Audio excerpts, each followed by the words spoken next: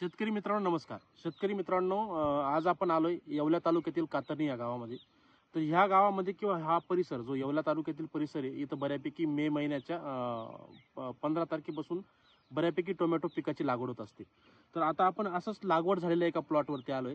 तर शेतकरी मित्रांनो, लागवड झाल्यानंतर 5-6 दिवसानंतर आपल्याला असा प्रॉब्लेम जाणवायला लागतो. दिसतंय तुम्हाला इथं पांढरी बुरशीचा आपल्याला अटॅक दिसतोय आणि झाड हे मरण पावलेलं आहे. तर याला तुम्हाला टेम्परेचर पासून किंवा पांढरी मुळी, जेणेकरून पांढरी मुळी वाढली तर ऑटोमॅटिक जमिनीमधलं आपटेक त्याचं चांगलं सुधारतं आणि त्याच्याला थोडीशी ताकद जाणवते. ताकद जाणवल्यामुळे त्याचे मरण पावण्याची संख्या ही खूप कमी असते.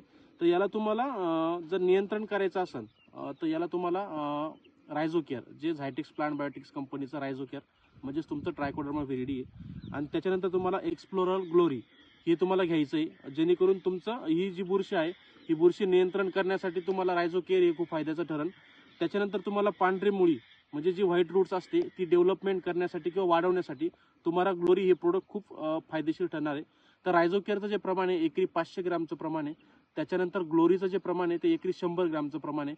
हे दोघांची सोबत कॉम्बिनेशन दिल्यानंतर ड्रिंचिंग केल्यानंतर 4थ्या दिवसानंतर तुम्हाला परत झायटेक्स प्लांट बायोटिक्स या कंपनीचं सॉईल रिवाइव हे प्रोडक्ट घ्यायचं आहे, जेणेकरून तुम्हाला मुळी ऍक्टिव्ह होईल आणि मातीचा जो बोध आहे तो सुधारायचं काम करेल. तर अवश्य वापरा. धन्यवाद.